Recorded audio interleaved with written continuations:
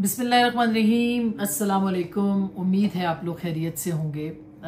आज एक बहुत अहम स्टोरी है जो कि बरतानिया के हवाले से चल रही है और मुख्तलिफ़ जगहों पे उस पर नज़र पड़ी।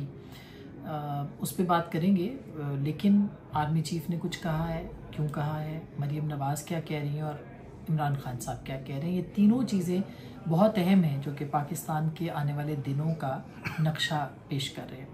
तो उससे पहले ये जो बरतानिया के अंदर हुआ है कि कहानी, वहाँ पे जो फसादात हो रहे हैं और बहुत सारे दोस्त वहाँ से फ़ोन करके ये भी कह रहे हैं कि लंदन पाकिस्तान जैसा बन गया है। तो मैंने कहा पाकिस्तान में कभी इस तरह के फसादात तो रिसेंट पास्ट में नहीं हुए, इक्का दुक्का वाक़यात हुए हैं। जैसे 9 मई का हुआ, एक दिन था वो गुजर गया, लेकिन कोई बड़ा सानहा उस दिन जो है उस तरह से जानी नुकसान के तौर पे नहीं हुआ। जो कुछ बरतानिया के अंदर हो रहा है, गो के 9 मई भी एक बगावत थी, बांग्लादेश के हवाले से भी बगावत वहाँ पे कामयाब हो गई, यहाँ पे नाकाम हो गई, लेकिन वहाँ पे फसादात एक झूठी खबर से शुरू हुए। एक वेबसाइट जिसका कहीं ना कहीं से ताल्लुक जो है वो चैनल 3 नामी ये वेबसाइट है, जिसमें कि बरतानिया के साउथ पोर्ट शहर में कहा गया कि 3 बच्चों के 17 साल कातिल का झूठा नाम सोशल मीडिया पर फैलाया गया।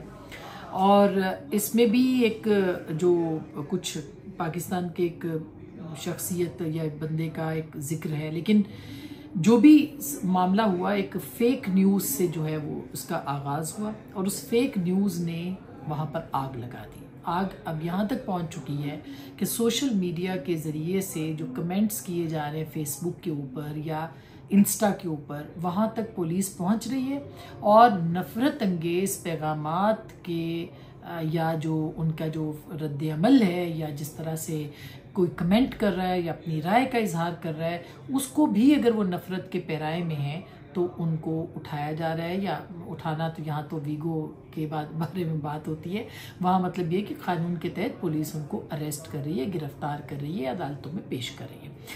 यूं होता है क्विक एक्शन और यूं फैलती है फेक न्यूज़, जो कि सोशल मीडिया की बात आज आर्मी चीफ ने भी बात की और उन्होंने भी ये कहा कि सोशल मीडिया जो है वो उसके ज़रिए से तकसीम, नफ़रत और मामला जो हैं वो जिस तरह से लेके जाए जाते हैं और फितने का वो मुस्तकिल उसका नाम जो है फितना उसको करार दे रहे हैं आर्मी चीफ। लेकिन फेक न्यूज़ बहरहाल जो है वो एक आज़ाद मीडिया के लिए, वो एक आज़ादी इजहार के लिए सबसे बड़ा ख़तरा है। और इसकी आपने निशानदेही देखी है कैसे मुल्क में जहाँ पे कहा जाता है कि आज़ादी राय जो है वो सबसे अहम है, उसकी अहमियत सबसे ज़्यादा है, और वो लोग बल्कि पाकिस्तान पे भी तनकीद करते हैं कि यहाँ पे जो है वो फ़लानी चीज़ बंद है जो कि नहीं होनी चाहिए, या आज़ादी इजहार के ऊपर जो सवालात हैं उसके ऊपर बात करते हैं। अब इसके तनाजुर में देखें अगर कि पाकिस्तान के अंदर क्या हो रहा है। 9 मई को जो कुछ हुआ था या 9 मई की जो बगावत थी उसको मेरा ख्याल है कि तस्लीम कर लिया गया है और तस्लीम हो चुकी है कि वो बगावत थी। ये कड़वा सच है। इमरान खान साहब बार बार जो ये बात कर रहे हैं कि उस दिन उन्होंने पुरअमन कॉल दी थी GHQ के बाहर, वो दरअसल जानते हैं कि उनके बारे में या उस दिन के बारे में जो उन्होंने एक नैरेटिव बनाया था, उससे पहले नैरेटिव बनाया था इमरान खान रेड लाइन है, इमरान खान के को कत्ल किया गया तो उसके ज़िम्मेदार फ़लाने होंगे, इसकी ज़िम्मेदारी फ़लाने पे होगी। वो एक पूरा नैरेटिव था जो कि बनाया गया और उसके बाद फिर 9 मई हो गई। और 9 मई का जो वाक़या है ये बगावत का, ये अगर कामयाब हो जाता तो क्या होना था। आपको बहरोज़ सब्ज़वारी साहब की एक ऑडियो कॉल जो थी वो आपको याद आ गई होगी कि आर्मी चीफ़ को पाकिस्तान नहीं आने देना, जो कि उस वक्त अम्मान के दौरे पे थे, और ये कि बस अब ये ख़त्म हो जाएगा, अंदर से लोग मिले हुए हैं, इस तरह की सारी बातें मंजर आम पर आई। और अगर उस दिन फ़ौज जो है, मैं उससे आगे की बात कर रही हूँ कि अगर उस दिन फ़ौज जो है वो रिटेलिएट करती, कोर कमांडर हाउस पे जो हमला हुआ उसके ऊपर अगर फ़ौज जवाब देती, वहाँ से फायरिंग होती, और वहाँ खैर उसमें बहुत सारी चीज़ें और भी हैं जिसकी बाद में कोर्ट मार्शल भी लोगों के हुए। लेकिन ये भी एक हकीकत है कि अगर उस दिन गोली चलती तो यकीनी तौर पर बांग्लादेश से कम सूरत हाल ना होती।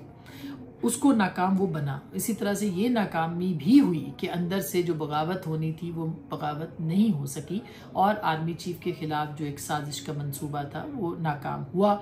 और सबको ये बात पता है कि ये एक स्पेसिफिक 1% एजेंडा था कि आसिम मुनीर साहब को जो है वो टारगेट करना है, वो हदफ करना है। तो बहरहाल ये एक बगावत थी और नाकाम बगावतों के अंदर बहुत कुछ होता है। यहाँ पे उससे बिल्कुल ज़ाहिर है कि उलट हो रहा है। बहुत सारे लोग हैं जिनको बेगुनाह पकड़ा गया है, उनको गिरफ्तारियाँ उनकी जो है वो बेगुनाह है। गो की अदालतें जो है वो काम कर रही हैं इस मामले के ऊपर, दो राय नहीं है कि अदालतें काम कर रही हैं। मगर असल बात यह है कि जो बगावत नाकाम होने के बाद होता है उसमें जो अदालतों के या सिविलियन साइड है उसके अंदर बहुत सारे मसाइल जो है वो उभर के आए। उसमें सबसे बड़ी तकसीम जो है वो अदालती निज़ाम का एक्सपोज होना, उसका गिरना, उसकी डिवाइड, उसके अंदर जो है वो जिस तरह की तकसीम और जिस तरह की पोलराइजेशन, जिस तरह के उसके अंदर जो मामला आए हैं वो मेरा ख्याल है कि खुल के अब नज़र भी आ रहे हैं। आज जो बात हुई है उसमें इमरान खान साहब ने ये कहा है कि मैंने मशरूत की माफ़ी की बात नहीं की थी, अगर सीसीटीवी फुटेजेस आ गई तो मैं माफ़ी मांग लूँगा। अब इसमें तो सीसीटीवी फुटेज तो मौजूद है, चल रही हैं। उनकी बहनें भी वहाँ पे मौजूद थी, उनकी यास्मीन राशिद साहिबा भी वहाँ पे गई थी, बहुत सारे लोगों के वहाँ पे थे, फुटेजेस तो मौजूद हैं। अगर वो ये कह रहे हैं कि वो हमला आवर नहीं हुए थे और उनके लोग शामिल हैं तो मेरा ख्याल है जाना भी एक बहुत बड़ा सवाल है। लेकिन बहरहाल सीसीटीवी फुटेजेस जो है वो आनी चाहिए। और कल राना सनाउल्लाह ने इसके ऊपर एक अहम बात की है। उन्होंने ये कहा है कि उनको पता है कि कुछ आबादी पीटीआई को या इमरान खान साहब को के सबूत मौजूद हैं जिसकी बुनियाद के ऊपर जो है वो ये बात कर रहे हैं और उनके खिलाफ वो सबूत है। लेकिन असल बात ये कि उसको पेश कैसे करना है। अब आ गया, उन्होंने कहा कि मैं क्या पागल हूं कि अपनी फौज पर हमला करूंगा।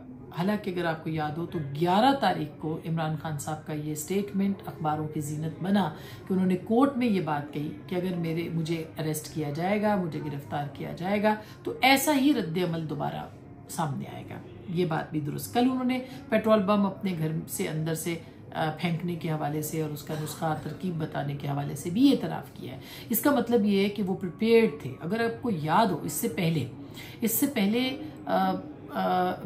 जुल्फ़िकार अली भुट्टो की फांसी, नवाज शरीफ साहब के हाथ बांध के उनको यहाँ से भेजा गया, तैयारे के अंदर सीट से हाथ उनकी पुश्त के साथ जो है वो रस्सी बांध के उनको भेजा गया। आसिफ अली जरदारी साहब जो हैं उनको उनकी ज़ुबान पे ज़ख्म आया, उनको 14 साल कैद जो है वो भुगतना पड़ी। इसी तरह से बेनज़ीर भुट्टो साहिबा शहीद हो गई। उससे पहले गिरफ्तारियां भी होती रही, उनकी नज़रबंदियां भी उन्होंने देखी, मगर किसी भी सियासी लीडर ने तशद्दुद को नहीं आने दिया।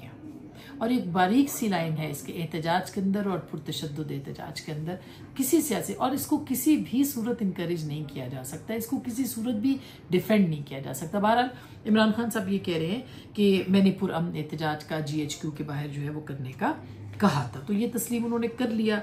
और पुरअमन एहतजाज, अगर पुरअमन एहतजाज उनका आर्मी चीफ के खिलाफ था या फौज के खिलाफ था तो उस वक्त के जो आर्मी चीफ थे उन्होंने यानी उससे पहले जब बाजवा ने सब कुछ किया था तब तो ये एहतजाज सामने नहीं हुआ, वो सामने नहीं आया। 9 मई को जो एहतजाज था वो किसके खिलाफ था, ये एक बहुत वाज़ेह बात है।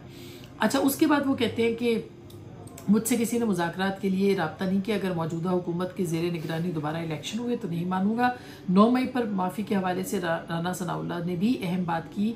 उनका कहना था कि बानी PTI को पता है कि 9 मई पर सबूत मौजूद है। ये ज़ाहिर है कि उनसे जब सवाल पूछा गया कि 9 मई के ऊपर, तो कल राना सनाउल्लाह साहब जो है उन्होंने शाहजेब खानज़ादा साहब जो है उनके प्रोग्राम में ये बात कही कि सबूत मौजूद हैं और उनको इस बारे में पता भी है। बहरहाल इमरान खान साहब जो है अब वो कोशिश क्या कर रहे हैं, वो कोशिश कर रहे हैं कि किसी तरीके से इस बात के ऊपर बात हो, जुडिशल कमीशन बने, ये मामला जो है जल्द से जल्द क्लियर हो जाए। और वो चूंकि किसी भी जगह पे खुद हमला आवर नहीं थे तो जितने लोग उनकी पार्टी के होंगे उनको वो डिसोन कर सकते हैं, उनके बारे में कह सकते हैं कि ये लोग खुद गए थे, उनका उनसे कोई ताल्लुक नहीं है। और फिर वो चाहते हैं कि आगे बात बढ़े। साथ ही उन्होंने सितंबर की डेट भी दे दी है कि हुकूमत का खात्मा जो है वो हो जाएगा। अब सितंबर की डेट उन्होंने क्यों दी, पहले वो जुलाई की भी दे रहे थे, ताहाल तो ऐसे लगता है आज भी अगर आपने शहबाज शरीफ साहब की तकरीर सुनी हो तो उन्होंने भी ये 1 पेज गवर्नमेंट ही वैसे बताई है कि एक सफ़े की हुकूमत है, कोई सबसे इतनी ज़्यादा महंगी पहले कहीं ना थी।